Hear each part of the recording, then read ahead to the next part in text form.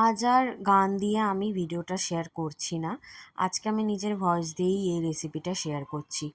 Butter chicken খেতে ইচ্ছা করলে কিন্তু বাটার আর ফ্রেশ ক্রিম না থাকলে তোমরা এই রেসিপিটা ট্রাই করতে পারো, যা বাটার চিকেনের থেকে কোনো অংশে কম নয়, বা খেলে বুঝবেও না যে এটা বাটার চিকেন নয়।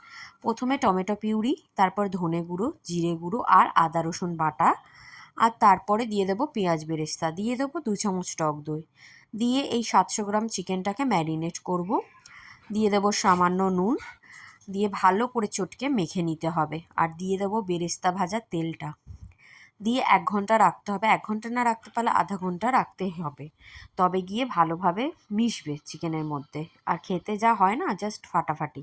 ফ্রাইড রাইস দিয়েও ভালো লাগবে।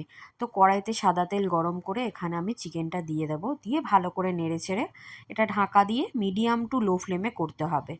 আর মাঝে মাঝে ঢাকা খুলে নেড়ে দিতে হবে, নাহলে তলায় ধরে যাবে। এখানে আমি নিয়েছি গোটা গরম মশলা, মানে দারচিনি, এলাচ, লবঙ্গ, কাঁচা লঙ্কা আর 4-5টা কাজু। এটা একটা পেস্ট বানিয়ে রাখবো।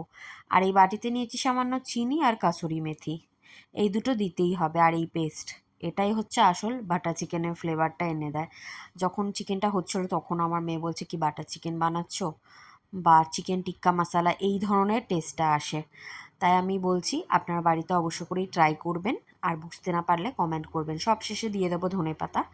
এরপরে চিকেন সিদ্ধ হয়ে গেলে ধনেপাতা অ্যাড করে কিছুক্ষণ ঢাকা দিয়ে রাখবেন। তারপরে রুটি, পরোটা, পোলাও দিয়ে সার্ভ করুন। ভিডিও ভালো লাগলে আমাকে সাবস্ক্রাইব করুন, ফলো করুন। টাটা।